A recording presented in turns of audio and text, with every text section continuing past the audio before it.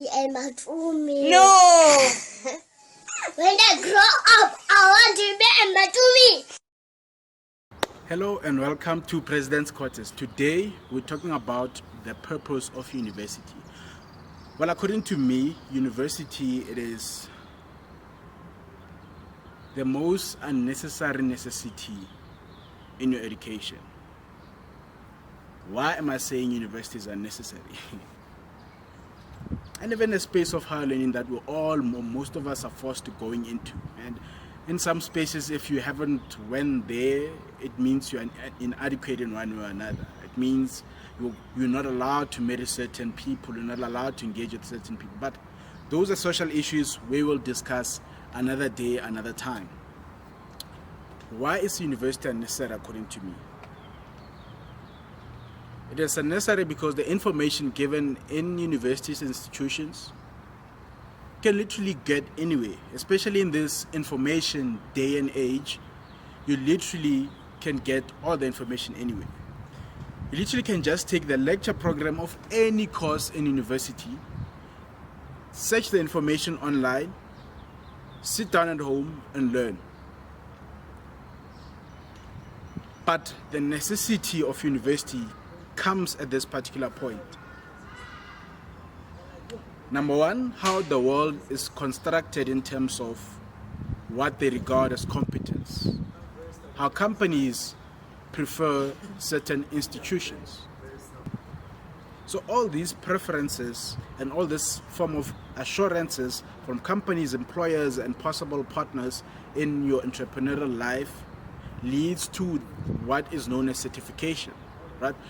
The fundamental thing is you need to know is you're not coming to university to acquire education mostly. You're here to acquire certification. And the difference between the two is certification is what you regard as a course that you do for 2 to 3 years, 3 years or 4 years, and then get a degree, get a certificate to show you've done it. But the key thing about university is you're here to get education. Right. And within education there is certification.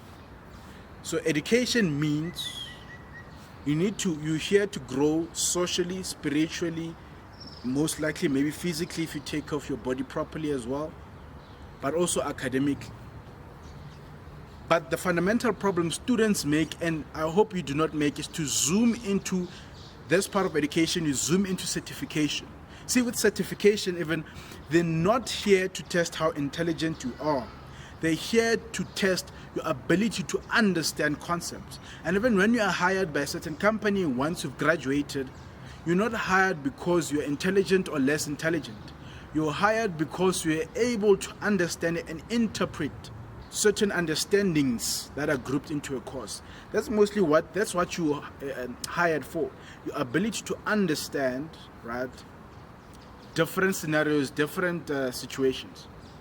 So never make the mistake of thinking that it's either you're less or more intelligent in varsity. Never look at your marks and say, I'm less intelligent. You're here to attain an education, not just certification. So when certification is not going well, don't think it's the end of you. Don't think you are not good enough.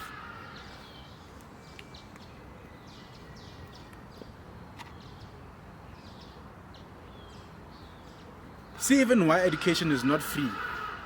This is basically how the construct occurs. And literally, you can learn everything at home.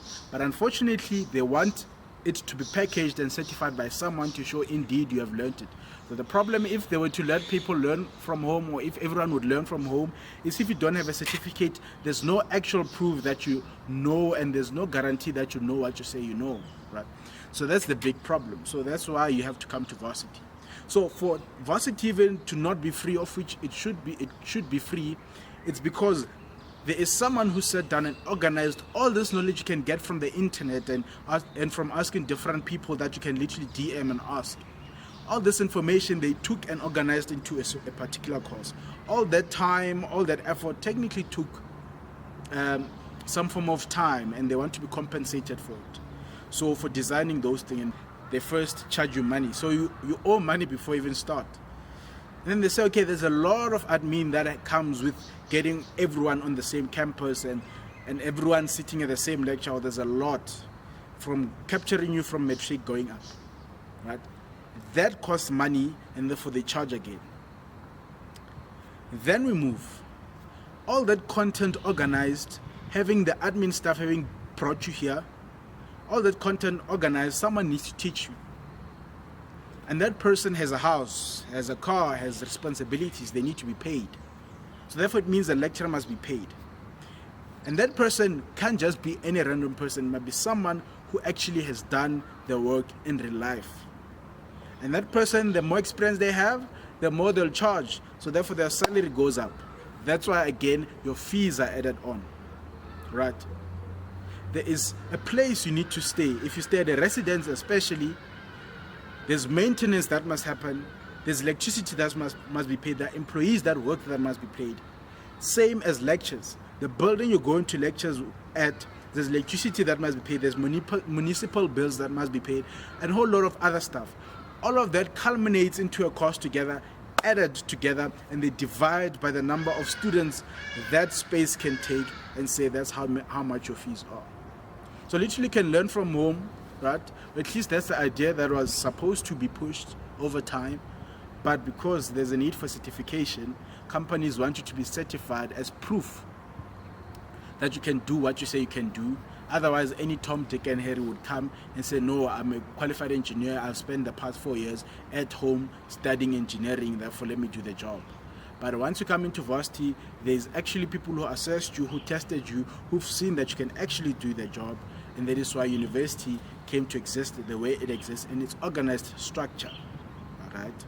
In its organized structure, and they charge the fees they charge, and you pay what you need to pay for you to actually learn and get the certificate. So my friends, make sure of this. Certification doesn't determine your intelligence in varsity. Even if someone can tell you you're stupid and you're not good enough, never think certification is your level of intelligence. Because some of you, if we take you out of the course, or we teach you the same course into something you're passionate about, maybe music, right? Can teach you that accounting, teach you that medicine in musical form. You find you excel because that musical form taps into your intelligence, taps into other parts of your brain. So when you come into varsity, purpose of university, the way it is organized, it is so that there's some form of certification, right? So you're here to get the certificate, right? And to test if you're able to grasp information in your head and interpret it in whatever language, if it's accounting language or computer language or medical language. Your ability to interpret that information is basically why university came to exist. Just for certification, so that companies can be satisfied that you can do the job, and that's how you get the job. So the key thing about yourself is educate yourself best among the people that you're pursuing certificates with. Meaning, develop yourself holistically into a better human being, into a better student, because companies are slowly looking into people beyond certificates. They're looking at, did you lead anyway? Have you applied the things they want you to do some way? Because the type of interview questions as well that ask you is, how do you deal with stress? The best way even to identify how you deal with stress is, have you led somewhere? Have you participated in a certain organization or program where you are stressed and you are able to practically apply these things? So that's how you can develop your education. Play your sports. Do every single thing that makes you you. Don't make certification your purpose at varsity.